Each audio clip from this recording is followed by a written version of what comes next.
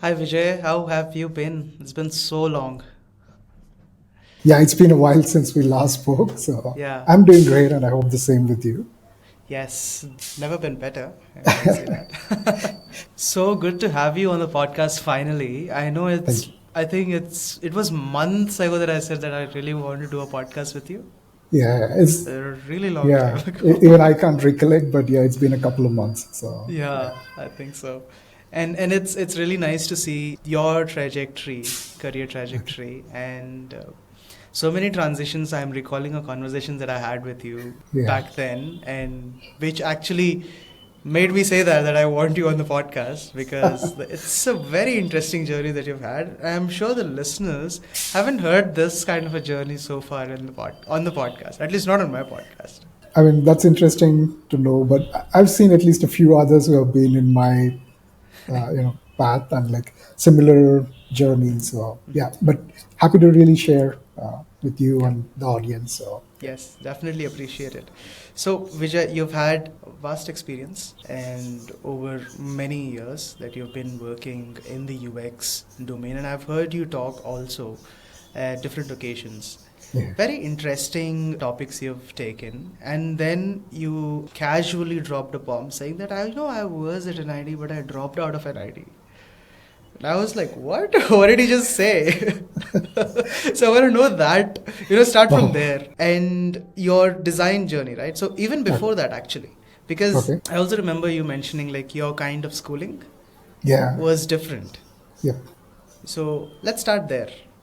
Yeah, I think it's great that you wanted to start there because it's all connected. Like it's so just to take you back to childhood, really. Like so, we talked about this. Your father also worked in a central government institution, so it's like my dad would get moved different cities every few years, and like I would move schools Right. and all of that. So and it just so happened that there was this 3 4 years if I'm recollecting properly, like when we were like dad was posted in a very remote forest town, or rather village, and there was no school there. Hmm. So it was not like it was predetermined or like they were really into like homeschooling or anything, but I was homeschooled for those 4 years. Right. I'm a student of psychology, and like I've studied this at college as one of the optionals, not like my bachelor's, but still. So it's those aspects of behavioral development, right? That shape you, and then they become a part of like how you look at the world as well. So Hmm. those 4 years for me, there was no school. I could read anything, and my dad had like a huge collection of books, and in fact, one bedroom was like just racks, those typical old metal racks that you have in Right. government offices. So we had Right. those, two of those, and it was all Uh, just books. So hmm. I would read anything. So for me, education suddenly became a thing that was not like you go and like you're told to read something and then you give an exam and you're done. It was more like I was just reading anything that I could get my hands on, Right. and it was very wide. Like I was reading biographies and like books on history, but at the same time just storybooks, because I was still young and I was like really into like superhero books and stuff like that. So anything that was there in those two shelves, I was reading that. So my perspective of like what is learning kind of changed in those years, though I was probably not realizing it then. I did get back to like your regular schooling from like again eighth grade, especially in like where I'm from. You know how it goes. You're like Right. in your 10th, you're already preparing for maybe even from ninth IIT and all that. Yeah. So yeah, even back then we used to have like this brilliant tutorials. I don't know anyone remembers them now. It was a Right. Chennai-based institution. They would send magazine like book every month, and then you had to read and prepare. So I had both aspects of it. Like I was following what was the norm, like hey, you have to study for this good engineering college and all that. Hmm. But at the same time, I had been through this phase of where just learning and not studying was Hmm. equally more exciting, and like that, and that was also something that I had exposed to. Hmm. That's just the formative years. That and then like the next couple of years I was like any other kid, like studying and preparing for all these Right. competitive exams. And Yeah. at some point I said I don't want to do that. Like I don't want to Hmm. give these competitive exams, they're like too stressful and stuff. So I was never told not to. Like I was told, yeah, that's fine, like you can study something, like anything that interests you, just be mindful of like what the job opportunities would be. So I did study arts eventually. That also just happened. I was in my hometown plus two. I have like 95.6 percentile, if I remember correctly, in That's plus insane. two. So I did have options, but it's like I was looking for a college that was teaching advertising. And the story for that is also very exciting. Like, do you remember Economic Times or Oh, yes. the paper? Yeah. Yeah, yeah, yeah.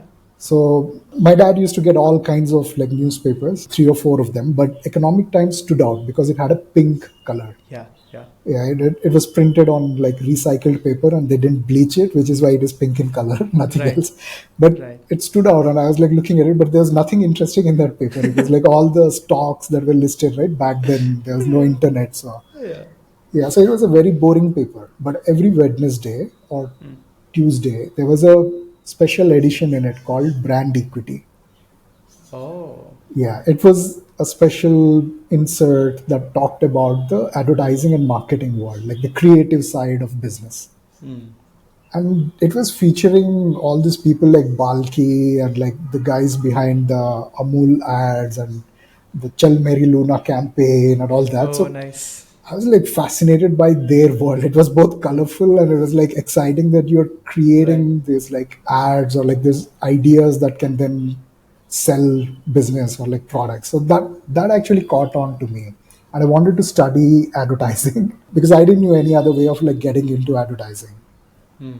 But interestingly, there was no college that offered you anything at like bachelor's for, Yeah. again, we should give the listeners a perspective of time. Maybe this was Yeah. Right. 2001 to, that's Yeah. when I'm talking about. So Yeah, almost yeah, 20 yeah. plus years ago. So, Right. so yeah, it just happened that one evening after my plus two exams, I had traveled back to Hyderabad and to meet some friends, and we were playing gully cricket. And after that, somebody dropped a booklet for some college, Loyola Academy, and it had many interesting courses. They were not teaching the regular stuff, but they had food science, they had biotechnology. I was like fascinated by like, oh, this seems interesting. Like this college is more than like your regular degree and your Right. engineering. And one of the last inserts in that booklet was communications and Bachelor of Arts in Mass Communications. Interesting. That was it. Like I was like, they had a photo of somebody operating mixer, like a, Oh, wow. yeah, audio mixer. Yeah. And I was like, okay, this seems creative and like they're doing something that has to tie back eventually to like communication and advertising. So that was it. I was sold on the idea, and that's when I got into like studying arts. So that's really the early years of like Yeah. studying arts and not really design. There was no notion of like, hey, I'm studying design or like there's even an industry and a career out there in design. So Right. that was really it till like bachelor's. But it was after I got into this Bachelor of Arts, and that's where I got again teachers who were exposing us to different fields of communication. And how do you communicate? You have to communicate by words, by visuals, like Right. all the theories behind it. That's where psychology comes in. How do you communicate an idea effectively and like to a Right. large set of people? And what are you latching on to when you're saying certain Right. things? And yeah, and it just so happened that our college had a lab, which nobody Okay. wanted to really spend much time in, but I was the opposite. I loved spending time there. Okay. And a couple of courses that we learned there, like designing for news, because Oh, journalism was a big deal in communications and how do you design newspapers? How do you right. design magazines? And that's where I learned design. Right.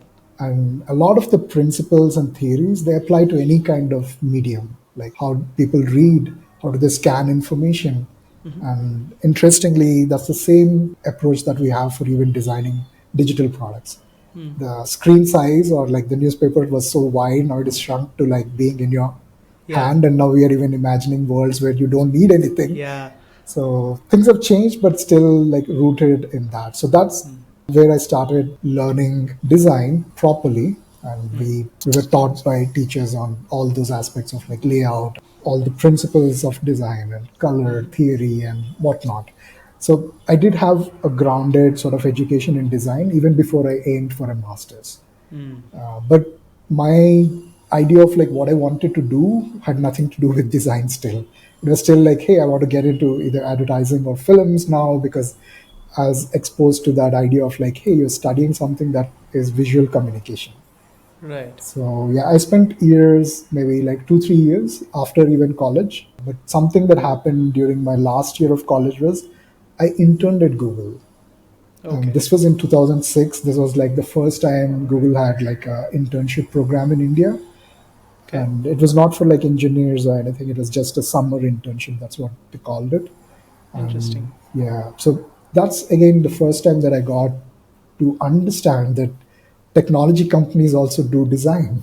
Yeah. And I met some people there, and one of our tasks was to do a not a heuristic analysis, but just evaluate a product that we were using, and that again was fascinating. And I was like, this is exactly what I studied in media Yeah. research. And I Right. was like, oh, research applies to even technology. I mean, and UX borrows heavily from social sciences. The Yes. same statistical analysis, the same sort of like research methodologies, we are still using them today. Hmm. So that again opened up the idea, but I wasn't willing to take that as a career back then. But it Right. showed me that hey, there are more opportunities for someone who's studying arts or communication and research and things like that. So again, like you see, like everything is chaotic still. Yeah, I know, right? These are all just dots on like, oh, something is happening in life, and I'm just collecting Huh. these things, but I haven't made any decisions yet. Right. So yeah, for a couple of years after college, I still was like really passionate about like getting into films or like advertising. I went to Okay. Bombay. I had a friend who was working at IIT Bombay, and I could sneak into the hostel and stay, so I didn't have to pay for a com. Right. So I stayed with him for like a couple of weeks. I went to a photographer. I tried to be an apprentice with them. They were Nice. an advertising photographer, and yeah, so I was doing all this, but Mm-hmm. something that kept happening consistently was I had designed a visiting card for someone, Hmm. and they really liked it. They wanted me to design like a website, and I was like, yeah, I can do it for you. Though I didn't Interesting. knew anything, like I would learn and then I would do it. And that was the thing, that technology was also for me just a curious learning aspect. Like I learned how to build websites using WordPress. I was doing everything. There was no notion of, hey, this is front end, this is back end, somebody is deploying Yeah. it. I would do everything. Technologically, it's not a great thing, right? You're Yeah. just using a platform. You just have to plug a few things in and Hmm. add some functionality, edit some code, but I had no idea what I was doing. But I was learning by doing. Hmm. And all this was happening, and this was what was paying me to keep me traveling and exploring possibilities of actually doing what I was excited about. And that's when, in around 2010, I felt like maybe I should get a formal education in design. And I was still in two minds, or maybe a formal education in, a master's in what I wanted to get into, which was film, television, and such. Hmm. I thought that could open up more opportunities. I was in that state of mind, not clear, still confused.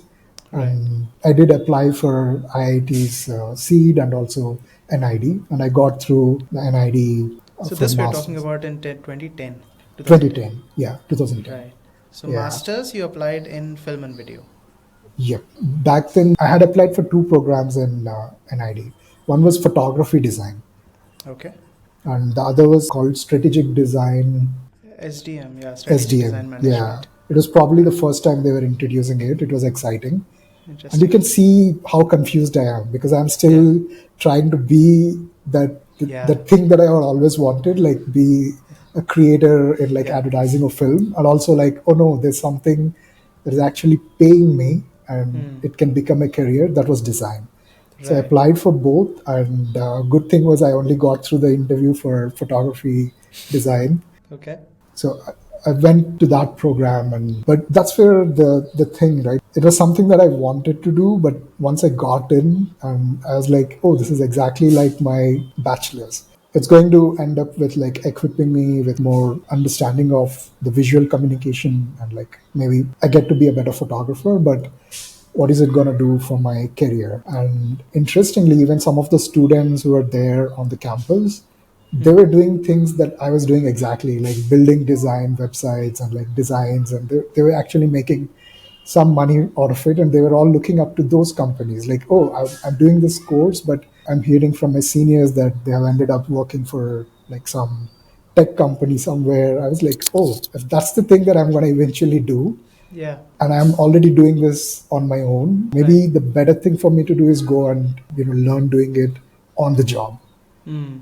So that's what convinced me to say, okay, I'm going to drop. So Okay. it's not like, the college wasn't exciting or anything like that. It's a beautiful campus. It was still like we had still sheds, things were being constructed. It was the early days of the Gandhinagar Right. campus. There was no non-veg on campus. And one of the professors also happened to be from Hyderabad. We used to Okay. chat, and like the lab assistant for photography, he was also from Hyderabad. So I got to know the city. I spent some time, but I had made up my mind that I would rather go and do design and then find a career in that. So that's the journey of like dropping out of NID. So, how did your family take this? Like this whole Oh journey that yeah. I'm seeing, I mean, I see a lot of transitions. Did your family never question your decisions? So my dad was very encouraging when I was a child. Mm. That he would never say that, "Hey, you should only study this." Or even when he was transferred to that remote location, he didn't say, "I'll put my children in a hostel." He was like, "Huh, education and learning that will happen. You don't Mm. have to stress on that. Like you have to Right. overall like develop as a human and also like learn many things, and Right. you will eventually find something to do with your life." So he was very philosophical that way. I like that. Yeah, so that gave us that flexibility in saying that, okay, I'm studying, but I don't have to do exactly what everyone else is doing, or I have to make sure that I'm following a set Mm. guideline or anything. And towards my plus two, actually, my father passed away when I Oh, was 16. okay. So that's when there was a different aspect to like what I wanted to study. Like it was not just about our family, but Mm. relatives. Everyone Right. had a say now. So I Right. had to convince them. But Yeah. yeah, they kind of like, okay, if we send him to some engineering college and we put him in a hostel and he's not happy, we don't know what is he going to end up doing. And Yeah. let him do what he wants to. Right. So yeah, there was like moments when I had to explain like why I wanted to do what I wanted to do. Mm. But what helped me was, again, like I could talk about it. Was not like I was telling them, hey, I'm going to study advertising, but I don't know what I'll do. Mm. I could tell them that, hey, there's a company like O&M, or there's a company like this, and there's a whole industry. You know what? Everything you're buying, even the toothpaste, you're buying because somebody made an ad, or like Yeah. there are like job opportunities. It's not like it's creative but has nothing. Right. Like I'm not going to become a painter in the corner of the street. And Right. yeah, so I could articulate Ah. the possibilities that were there for like even an arts education. So yeah, that helped. That's interesting. I think that's what most of the people that I speak to right now Yeah. are not able to do that. They're not able to articulate, they're not able to put forth what they see for themselves in the future Oh, in the domain of their interest, which is design, which is still. I mean, we were talking about 2001 or 2002, where we yeah. did not have any information or even courses for True. that matter. Yeah. Now that we have courses, now that we have information, people are still a little confused as to how and what this is happening. In design, they're still new to this field. So just yesterday, I had a conversation with a mother and daughter. Oh, So they were confused about the daughter is interested in design, but the mother, as a parent, is concerned. The only question she had for me was, jobs hai ya nahi hai? oh, Like, do you have a job? Why will she get a job, or yeah. will she earn well? Yeah. So, to the parents like this, to the people like this, Yeah. what would you like to say? Having had your journey, having had your transitions, what would you like to say? Yeah, I mean, one, design will equip, like studying design or Mm. communications or anything arts. It will also equip them with like opportunities in multiple sectors of like today we are seeing increasingly designers ending up in tech careers because Right. we are in that stage of like the overall Right. evolution of like humans and business that, hey, there's a lot happening in tech and they need designers. Right. And we are influencing products, we are influencing businesses there, and they'll continue to be that jobs. But there's going to be an increasing aspect of, I wouldn't say individual entrepreneurs, like everyone doing something and like creating, it sounds too abstract to say that that's not a job, but I Yeah. think we'll eventually see that there's also going to be an economy where creators and when I say creators, it doesn't have to be just somebody who's like creating reels on Instagram. Yeah. That's what the first thing everyone thinks. But I think individually everybody will be becoming like those creators, and like you'll be distributing what you're creating. And Yeah. maybe what we think of jobs today, 10 years from now, we don't know what it'll be like. Yeah. So having more diverse education will actually help. If you see a large number of students who study engineering or even like other traditional like Yeah. education, they end up doing an MBA. Why are they doing that? Right. Because they want to get into business and like management, and like they want to do Absolutely. something which is like managing a business or like operational side of the business. Hmm. I think people who study communications or design, they can be equally good at that. Hmm. So don't think of it like, okay, I'm sending my kid to study maybe bachelor's in design and that's it. They have to become a designer. No, maybe they'll become an entrepreneur. Maybe they'll go on to study design management and they'll go lead something in a company. Maybe they can become product managers. Right. And who knows, maybe tomorrow they'll become engineers out of designing and then becoming like programmers. So careers will happen. Right. It's not going to become a thing that will stop them from Hmm. chasing an opportunity. That's very well put. Yeah. I think that actually summarizes the whole essence of design. I mean, it can lead to any path that we Yeah. choose to, depending on how our interest evolves Yep. through the education, through the time Yeah. that we spend in it. And I think something you touch upon in your book, by the way, which I've read. Thank So you for yeah. reading that. So it's the aspect of education versus learning as well, right? Like you want to be constantly learning, and we are seeing the change. Things that I've studied, like books that I've studied, they're still relevant theoretically, but the things Right. that we do every day, they're changing so fast. Hmm. And also, we are enabled today to learn many things. Hmm. Someone who's learning maybe even something on the art side of thing, like video editing today, Yeah. the software will teach them how to be a better editor almost. I mean, Yeah. it still needs a theoretical grounding and understanding, but still the Absolutely. path to learning many things is going to become easier. So Yeah. I would encourage people to explore their passions and then learn many things. Don't just like, even if you join a design college, that Hmm. doesn't stop you from learning to use code or like learning to build things. Right. That's a very, very good and a very valid point that you've made now. I think that is very much needed in the design students also, Yes. and people who are just getting into design Yeah. or taking their first job. That's a very interesting and also explorative journey that Yeah. they have to go on. So thank you for doing that. Actually, I mean it's because coming from you, who's working at Google as a designer, and that gives it a lot more validation to it, because somebody from the industry is saying the same thing and the importance of it is actually underlined. So thank you for doing that. Now you've also mentioned, I'm going to pick up one small thing that you Okay. mentioned, and it actually draws my attention to UX borrows from social sciences. Oh, yeah. Yeah, so I want to talk about that a little here. So please explain what you meant by that. Yeah, I mean, if you think of UX design, like it's relatively a new way of thinking. And Okay. I mean, businesses have adopted it, companies have acknowledged how important it is. But if you think of what it fundamentally is, it is about understanding needs of different people, like not just users, right? Even the business. And so, how do we understand the user or like the people involved? Hmm. We deploy the same things that we have studied in social sciences. And when I say that, it's mostly research. Hmm. and it borrows heavily from, like, when it comes to designing the interfaces or the interactions, it also borrows heavily from psychology and like other Right. social sciences.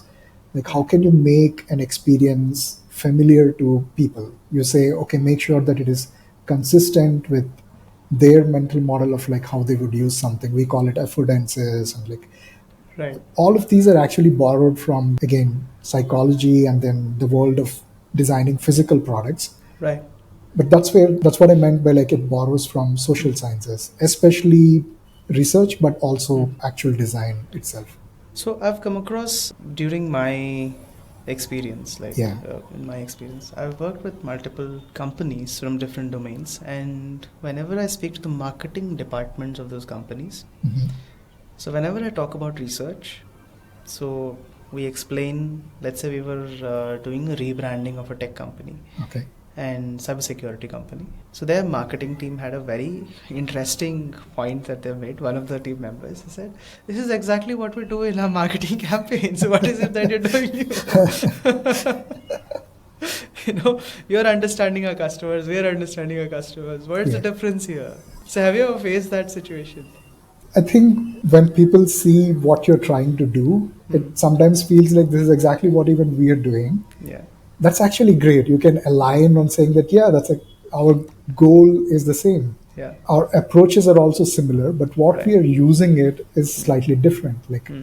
you're probably designing it, or like maybe a campaign to ensure that the message is clear. You're convincing someone to buy into an idea of what they can do. Hmm.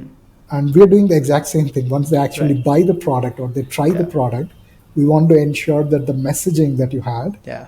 is sticking around, and they're Yeah. convinced that yes, this is the best product for them, or it is actually meeting their needs, and it's making them feel like they are able to accomplish their goals using your product. So we are ensuring the same. Yeah. So how we understand what those goals are, the needs are, or the aspirations, we deploy the same mechanism as you. Right. Like, we both are on the same team. Yeah. Like, yeah, So that was it.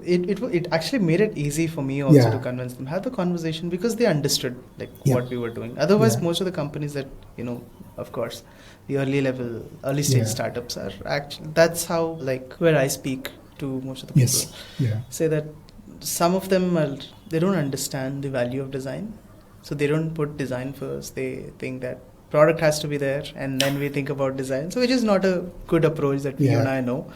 We're not going to talk about that, but I think it's been there for a while now. We don't have to talk about that. But yeah, but this kind of an understanding does make it easy for yeah. the conversation to happen. Sometimes, I mean, one of my great mentors and someone I was reporting to, they also told me that UX and designers have a way of making something look more fancy than it is. Like, we come up with like new ways of expressing an approach or like a methodology. Right, We give it our own spin and a brand name. right. So he would say, no, no, don't do that. Let's tell what it is and let's keep it very simple and clarity. Like that helps. So I was like, yeah, that makes sense. And Right. I think that helps us also get buy-in from these other departments or like other people. It's easier for everybody to understand. Absolutely. Yeah. Yes, absolutely. I mean, that's what is needed, right? We Yeah. want the people to be on the same page and it's easy to Yes. understand, communicate, Yeah. etc. Cool. So now when we've talked about all of these things, I want to also delve into a little bit about your corporate journey. Oh, okay. You've seen different transitions again. So after you dropped out of NID, now did you start working directly or how did this happen? We'll go back in time to Yeah. so yeah, 2011, I think. Yeah. So I moved back to Hyderabad, Okay. and the only thing I did was like start again connecting with the people that I was working with. I was doing a lot of freelance projects as well, and I was working for building websites and creating e-commerce stores back then. Right. And I was doing mostly development, but at the same time design. Right. But I knew that I had to get into a proper design role, and I was trying that. In fact, I was quite fortunate that somebody spotted me saying that, hey, Right. this is a young designer. He seems to have some promise. And they made a connect. And it's again a story which is like, what if I didn't go to a play that day? Would this all have happened? What I mean by that is it was just a theater play. Okay. A friend of mine dragged me along. I went there with my camera because I was always taking photos. And some photos I took, I posted on Facebook. Somebody saw them. They wanted to use them in the newspaper. Nice. That's how I got connected to the person that eventually saw my Facebook. How cool. And they saw that I do a lot of design work. And they were like, oh, this guy is doing something design. And they had a friend who was looking for a designer. And that was it. My first job interview for a design was at a cafe coffee day, I remember. Oh, I wow. went carrying my bulky ThinkPad laptop and I showed them some design work. It wasn't great, by the way. Uh, It was very subpar work. I mean, I'm judging myself looking back, yeah, but I mean, I think I was doing the best I could back then. for that But time, they were yes. kind enough. They invited me to their office and I presented my portfolio. I spoke about it, and I remember a funny incident. Hmm. I was asked like why I wanted the design job, Okay. and I was like, yeah, I want to get to learn design, so I'm taking it up as like I can learn on the job. But at the same time, I'm going to do this for a while, and then I'm going to start my own thing, or like I'll do my own stuff. Oh, wow. Okay, how did that go?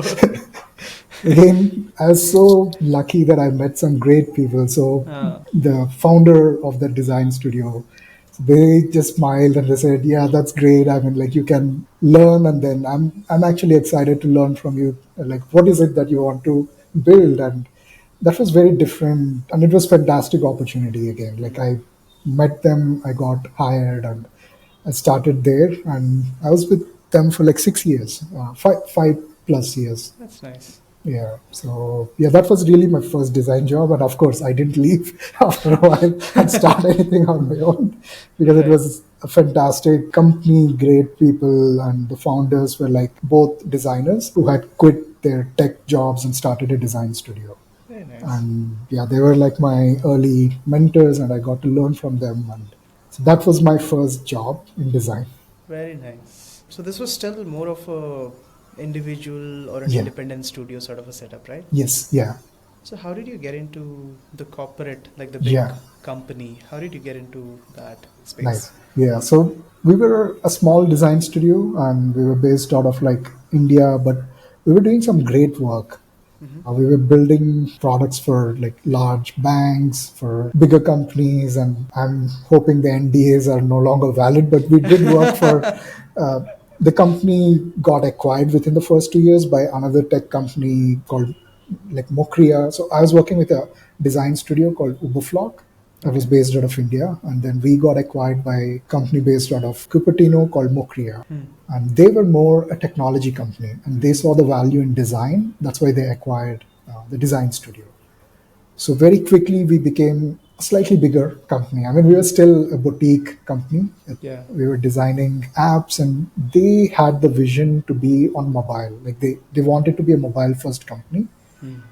which really helped. There were very Right. few back in those days, 2012. Yeah. So it was like 4 years since Apple had launched their iPhone that changed everything. And Yeah. the app market or the app store was just picking up. So we were fortunate in that way. And the founders had great vision. So Hmm. it all worked. So though we were a small studio, we were working for some of the biggest companies, and Hmm. we worked for even Google's X, what was it called back then? X Labs or something. It was like their X Labs. Yeah, I think so. or yeah, or Moonshot. I forgot what it's called, but yeah, very exciting work for different companies. And the people that I met there were also like super smart Hmm. and like really good at what they were doing. Right. And it was a global team. So though we were a small studio, the learning, the exposure, it was massive, and it was like on the Hmm. scale of working across the world. Yeah, eventually Mokri also got acquired, and that's around the time when I was thinking maybe I should go work for a product company. Right. So yeah, that's what brought me again transitioning to corporate. But in between, like 2 years, less than that, I was in Pune working for a startup. Hmm. Again, fantastic team, founders, and like great technology company. So my first corporate job, I would say, was at Pega, which was in 2018. Hmm. I mean, again, I don't know what to say when we say corporate. Maybe it's Yeah. just the size, right? Like it's a Right. much larger Yeah. company, much larger teams. But interestingly, if you look at it, every technology company wants to operate like a startup. If That's you very talk well to a said. yeah, Very If you well said. talk to a business leader, if you talk to like the leadership, they'll be like, we want to be agile, we want to work like a startup, though we are a large company. Yeah. So the culture is still of like being able to quickly build, deploy, learn from our users, and Right. iterate if needed. Like you don't want to be left behind. Right. And yeah, so in terms of the size of the company, it was much larger, Mm. and like $1 billion business listed on the market and all that. And the engineering team was massive, but you will be surprised, the design team was still small. Oh wow. Yeah, we were about 20 odd designers across the company and just seven running the entire platform. Oh, that's insane. Yeah. So it was still like a startup. Yeah. So yeah, my journey from like to a corporate or a larger company, it wasn't much different. I mean, the Mm. interview process, people were still looking for the same, like behaviors and skill set. Someone who can think and solve problems, solve them at system scale, be open to iteration, be open to feedback, have the mindset of user and first, and like you are Right. willing to do that. So those are the same things that everybody looks for in a designer. So, any behaviors that you particularly had to pay attention to or develop to climb up the ladder? Okay, so when we start early on, we think of design as like I have to prototype something, I have to create something, and then we solve the problem. But you have to, and we talk about thinking end to end. The first time a young designer, when they think of end to end, they might think of from the time they discovered this product to the time they actually start using it. Right. So you're still thinking user, Yeah. but you have to think beyond. Your user is not the only stakeholder. So that's an important thing I want everybody to learn. There have been books written, you have to think design strategy. You have to also consider that business is also a stakeholder. Mm. Mm. Like you're building a product not just for somebody to use, but you're building a product so that somebody can sell it and make a business out of it. Mm. So acknowledging that you need to learn how somebody build a product, then how does somebody sell it, Mm. what's happening in the market within your product or the kind of product that you're building. Let's say it's some automation product. Right. What's happening in the world of automation? How is it changing? What are the competitors? What are the young companies in that space doing? So you have to be able to grasp that, bring that to your everyday work. Right. So that's the thing that I would say pushes you out of like just doing design to being a part of the broader discussion and being able to contribute to the larger aspects of wherever you are employed. So this just means the holistic understanding has to be Yes. there about the company and everything that is going on around it, Yeah. right? So it's not easy for a designer though. I I mean, mean, somebody who is into just creating stuff, yeah. there is a mental friction in the beginning, like when they have to understand this, okay, you need to upskill, you need to do this, you need to do that. So there definitely is a, let's say, a set of people Yes. who are wired in a certain way who can transition to this.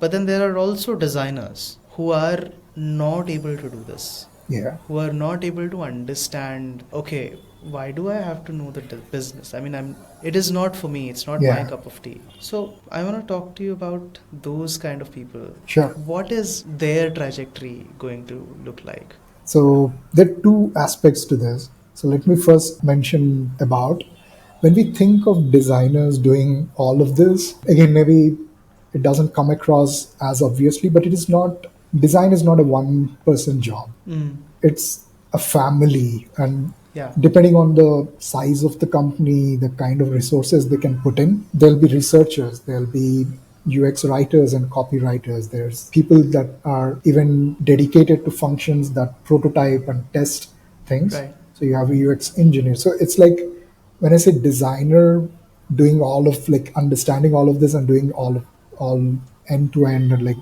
looking at the ecosystem, you have partners. Mm.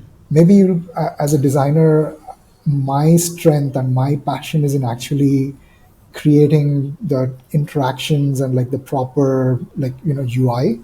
I can Mm. still partner with the researcher to better understand the Right. market or even the business. Of course, I can also partner with my product managers and everybody else to learn. So it's like once you think that it is not just a job, that's where also it's not art. I'm not Yeah, sitting in my room dimming the light, playing true. a nice music and painting.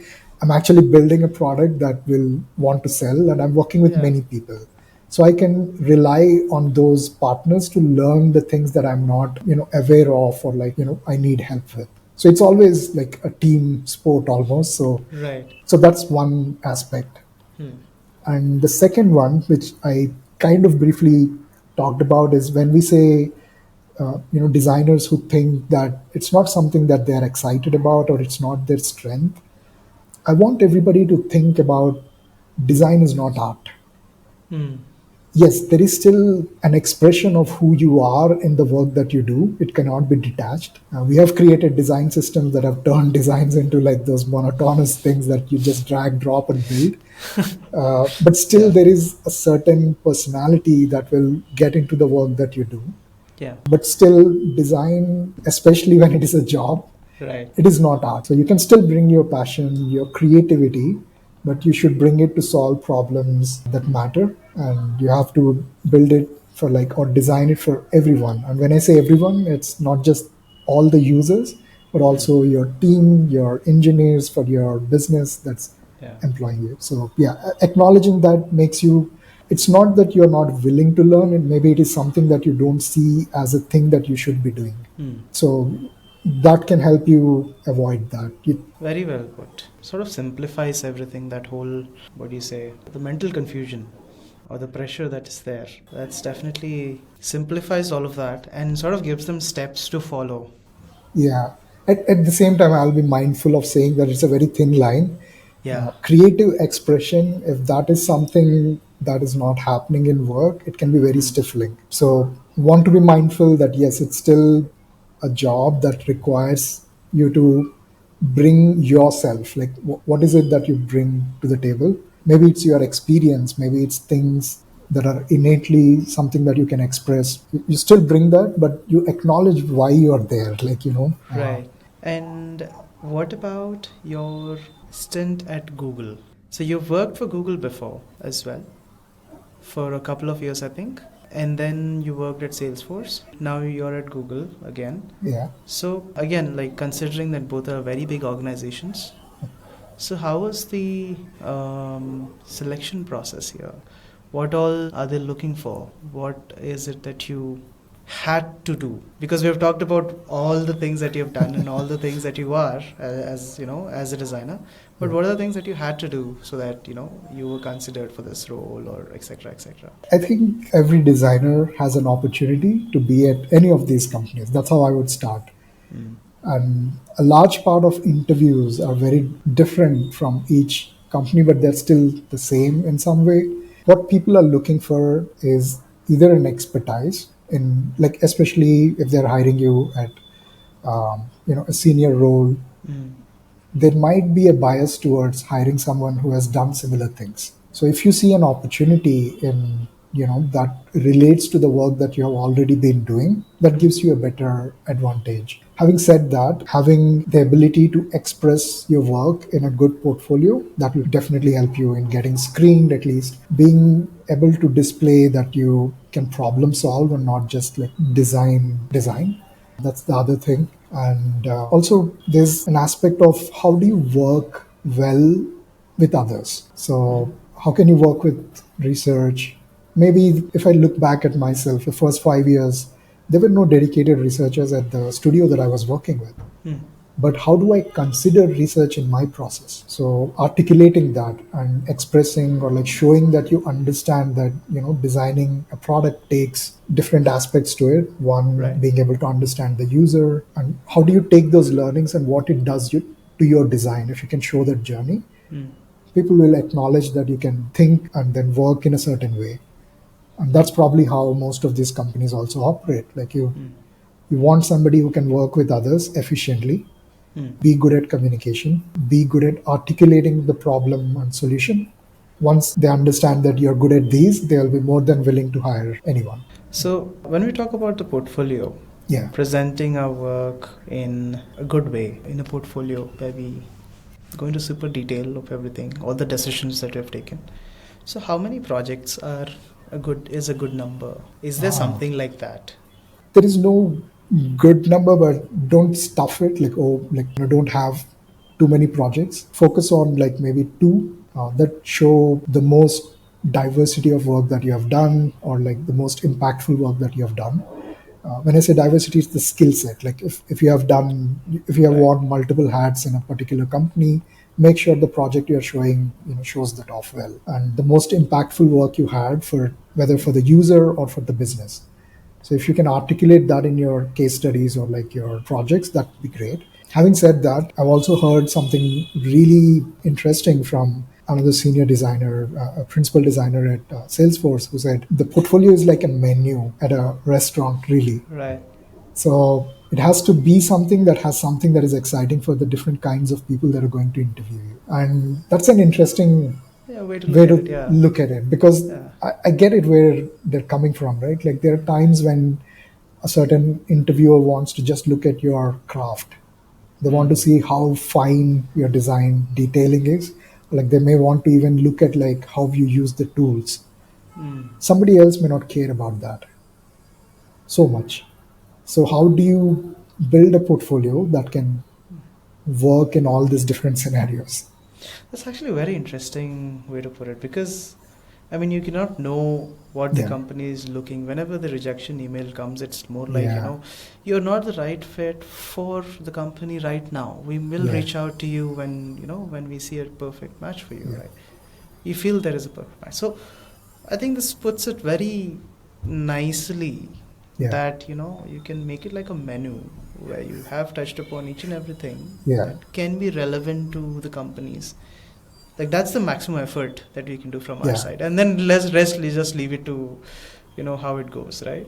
Yeah. Another way Oh. to approach this is to, like, I've seen this a lot when I interview. I encourage people to have a portfolio that they can customize.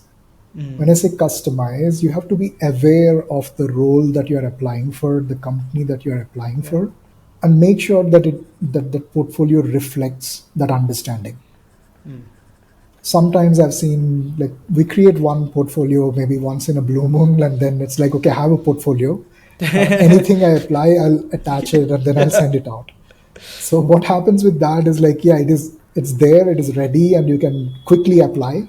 Yeah. But being the first one to apply to a job doesn't mean that you'll get it first. Yeah. Be mindful and thoughtful about, like, okay, I'm applying to maybe an enterprise company. Oh. What are the things that they might care about? Mm. And now we have such fantastic platforms, right? Like ADP List is there. We also have all these community events. You have done Design Land. Right. So there are many platforms where you can meet other designers. So don't, like, at the time of applying, don't go knocking doors asking, hey, what will your company look for in a new design hire? But generally, when you're meeting people, keep listing out, like, have a notes or something and say, oh, certain company has these things that they watch out for when they want to hire. So Yeah. even if you have like 4 or different types of portfolios ready, that's good enough. Like you can tweak your work and make sure that it is speaking the language that it should. I like this phrase that you just mentioned. Yeah. Speaking the language they understand. One last thing for the conversation today. What is it that you feel is missing in the candidates that you've interviewed, quite a few, and what do you think the young designers today are missing that the teams require? Great questions. So I'll talk about this in like one, early designers coming from colleges Right. and maybe 1 or 2 years of experience. What they're usually missing out on is that their approach to work is very academic and very systematic, on it, to the extent that it feels like if I look at 10 portfolios and I don't know who it is from, I might assume they are all from the same person. It's speaking the same way, it's exactly the same things. And in fact, I've seen this more so with academic or like freshers, because they all probably are in the same group of like students. They have referenced maybe the same material, and they're like, okay, this is how I have to present my thesis. This is how I present that final year project that I did, and it looks the same. Right. And I'm not saying that, again, it's not the presentation itself, maybe even the way they're approaching these projects. By the time of the thesis, you're 2 years into a master's program, I would want you to be a bit more fluid with like how you approach the problem that you're solving. Don't stick to like, okay, I had to do this first step, I had to do some research, exploratory, then second step, I did this, and third step, Yeah. I did this. No. And also, the other thing I miss out on these is that they have design, but I don't see what happened with the design. Because especially when you're in a design program in a college, you don't think that, okay, I'm building a product, I'm designing, that's it. I've designed maybe a budgeting app, for example. All I see is mock-ups. Okay, but how did you really learn like what is working and not working for the user? Was it just by showing them these mocks and then asking, what if they would have at least attempted in trying something with a simple tool like Glide or anything, and like, Right. or even make a very rich prototype and try to put that in the hands of users. Right. So pushing your design beyond like just Figma mock. Right. Right. So I think that would really make somebody's portfolio stand out. And today, design colleges are everywhere. I mean, Yeah. there's so many, and I'm sure they'll have many other students. Like there might be someone in engineering, or there might be someone doing their MCA in the same campus. Right. Partner up with them. Go pitch your design thesis to someone who's doing their BTech or MTech or whatever, or find friends who are programmers, and you both try to do something and put it out there, even if it is just in GitHub as a project that I can download. Yeah. That will be so much more impactful, and you will actually learn. I'm not saying it's just to impress somebody in an interview. It's going to actually make you learn so many other things, like how does somebody develop what you have designed? What are the challenges that you face? Yeah. So this is something I try to tell a lot of young designers who are coming out of college. This is a beautiful idea. I love this idea. And yeah, the second one is when somebody is like 3-4 years in, they have been a designer, they have worked as a designer for a while. Right. With them, what I'm usually missing is that either they're not able to articulate the impact of the work, like why did you solve something that you solved, or they're picking very simple problems that they've solved. So maybe it is because they had the best looking designs in that project. But Right. don't worry about that. Again, prepare your menu, include visual design somewhere saying that, hey, Right. here's my link to Dribble, you can go explore.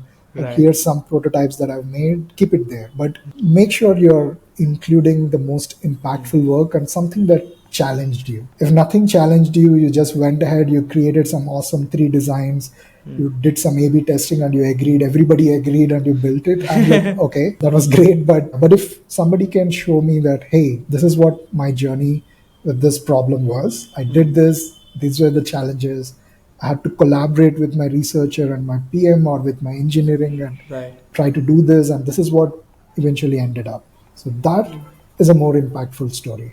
So storytelling, can we say that that is one Oh, yeah. thing Yeah, I mean, missing? and it's the narrative. Maybe I shouldn't use the word storytelling. It's not like we are Yeah, fabricating it, but Yeah. it's the narrative. Like, Narrative, yeah. It's the how narrative. do you make sure that the other person can step into your project? Yeah. That's again something that many people miss out. They start by talking about, hey, here's something I've done for virtualization of compute resources. I'm like, what does that even mean? Yeah. I've never worked in that project. Or maybe you're talking to me about how I managed like some security system, created a dashboard. I'm like, okay, great. I mean, I have no context of that. So making sure that the context is brought in, the narration should be that. Like you explain the problem, the context, and then how you went about the solution, who are the different people that you worked with. And it's also not a hero story. It's not like the designer is not the hero there. It's like, it's the problem and the solution. That's the hero. Yeah. Wow, so many ideas that I love, and I've particularly marked in my notes. Oh, okay. I've made star marks all over the pages. Like, this is beautiful. Very nice. I think I'm going to implement a few of them, and at least give it a thought with the whatever I am doing. I think Yeah. partnering with different domains, like, going to an engineer Yes. and doing something, and that's, I think, that I would want to explore. I don't know what I will do, but yeah, that's Yeah. something definitely on the charts, and Yeah. this is a gentle reminder for me, a small nudge. Thank you for that. This has left me definitely energized for now, Yeah. that to start something in that Yes. side. Yeah. And great insights, Vijay. I love this conversation. I'm sure definitely people will take a lot from this conversation, and thank you for taking Yeah. our time and sharing all of this information with us today. Thank you. I mean, the only thing I would add is, Yes, please. as we listen to this, some of these Yeah. concepts might feel a bit abstract. Mm. People might struggle to say, how does this even help me? Or like, how can I make this work for me? Which is why I encourage again everybody that I meet to say, hey, get out there, Right. meet people, talk to them. You will learn from others. You can't learn everything by just listening to a couple of videos or like Right. listening to people talk. But go out there and meet them. And you have created Design Land. Right. There's ADP List. Right. I can't talk about other platforms, but at least these two, I know nobody's asking for money on these Right. platforms, and they can just happily connect with other designers and learn from. So yeah. Right. So I think you've just given me my hook for the episode. It's very well summarized. And yes, there are a little abstract concepts here Yeah. and way of thinking Yes. here. But it would definitely need, some of them definitely need some level of maturity to understand. Yes. Yeah. And eventually, so guys, as shared by Vijay, if you don't understand this, you can definitely learn on the job and come back to this episode after a while, and then you can listen to this again. Yeah. All right. Thank you so much, Vijay. Thank you so much for doing this on a Saturday. Thank you. Thank you. Thank you, Sanjay.